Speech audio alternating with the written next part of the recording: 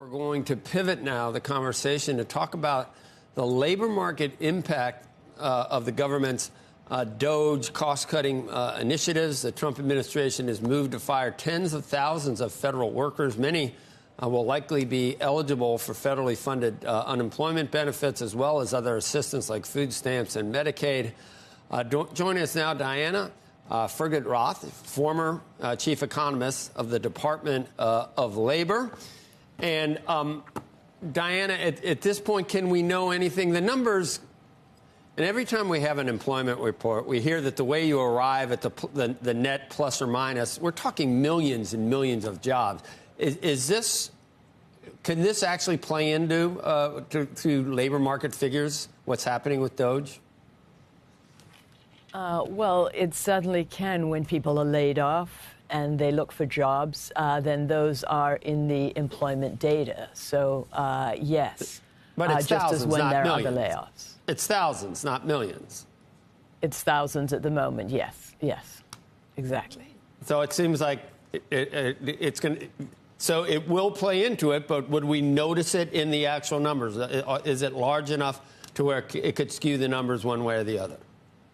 We're not going to notice it in the monthly figures published by the Bureau of Labor Statistics. We might notice it, as you were saying, in certain areas, in certain districts, like Maryland, Virginia, District of Columbia. But in the aggregate numbers for the whole nation that are released on the first Friday, we probably will not notice it. All right, Betsy Stevenson from the University of Michigan is now also joining us. What could the impact be in your view, Betsy? Well, I mean, first of all, we obviously won't see it in the next employment report because these layoffs happened very smartly right after the reference week. That's a very clever way to try to keep these things out of those monthly reports we see, because as long as people find a job before the next month's reference week, before the week of March 12th, that contains the 12th, they won't show up at all. So a lot of these people may spend a couple weeks unemployed, but find a job by then. So even if the numbers were big enough to show up, there's a little bit of a runway for people to try to find work before it would actually show up in the data. I do think that these numbers, if you look at the number of people who are laid off every month, it's not really big enough to show up, but I don't think that captures the full impact. A lot of people pointed out just how many people, we have 5 million people lose a job every month. This is small compared to that, except for most of those people who lose a job, they're not actually losing it, they're quitting. They're planning to leave. They have a plan for what they're doing next. I think a lot of these federal workers were absolutely blindsided, and that's going to change their behavior. I also think that there is a chill in the air about who might lose their job next, and that can start to reduce spending. In fact, I would recommend to my friends, cut your spending now, build your nest egg. We don't know what's going to happen. There's a lot of uncertainty. Whenever you're in an economy where a lot of people feel they need to build their nest egg, cut back their spending, you start to see the economy slow. Steve, are you still with us? Steve Leisman? Yeah, I'm here, Joe. I don't know if you want to weigh in further on that. I had a question to ask you about something a little bit different, Steve, and it has to do with, you remember how the second round of stimulus checks we thought of might have added to demand, which might have added to inflation?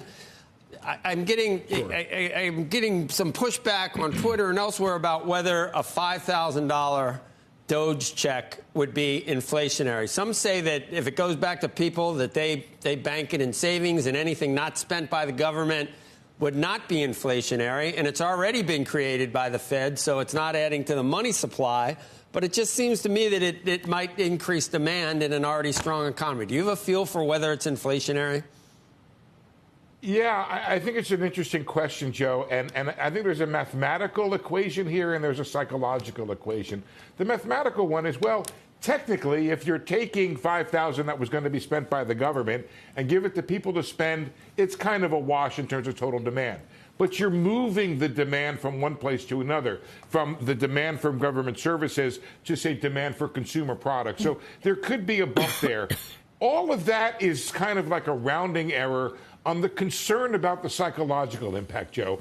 This is why it's a great question you asked, because this is why the tariff issue is a different issue now from when it was in 2018. You're just coming off of a bout of high inflation. You still have inflation above trend. Or above where the target is. So when you start doing things like that, it could foment another psychological round of concern about inflation getting going. People start to get this idea, hey, prices are rising. So you want to be concerned about that. It might be something the administration might be a little careful about in terms of dumping $5,000 into the pockets. Obviously, everybody's all for it. Let me just say one more thing, Joe, if I could, about the layoffs.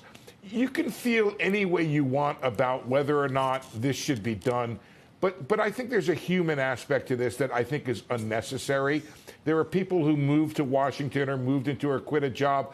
I would like to think that it could be done, Joe, more humanely. That gets around, it doesn't address the issue of the numbers. They're not showing up in the jobless claims. Hopefully these folks get a job very quickly. But I don't think there was any reason for this kind of the process by which these folks have been laid off, who quit their jobs, moved from their cities to come work and do service for the federal government. I think there's a dignity and human aspect that we shouldn't forget here. And by the way, it's not just in the Delmarva area. It's going to be all around the country where these federal workers are. Okay. Can I just ask Steve one question? Yeah. Which is, if you were to take that money that would otherwise be sent potentially as a dividend, refund check, whatever you want to call it, to the public, and pay down the debt, would it have any impact, do you think, on the 10-year note?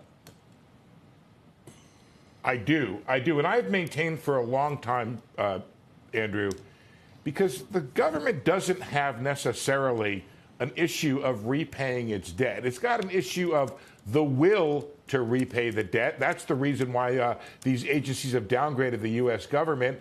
And it also has an issue, essentially, of the trajectory of the deficit.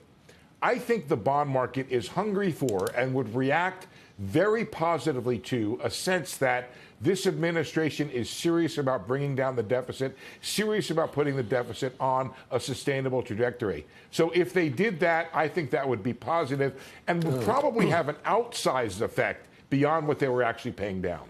All right. Right, and if I could add to that, go ahead. And if I could add to that, the difficult part for DOGE is not the federal workers, it's the entitlements and all the massive spending that comes from that. And the question is, if you're going to deliver medical care benefits, how can you do that at a lower cost? If you're going to deliver defense, how can you do that at a lower cost without cutting the overall level of the quality that you have? And that's the fundamental challenge for the deficit and for the national debt.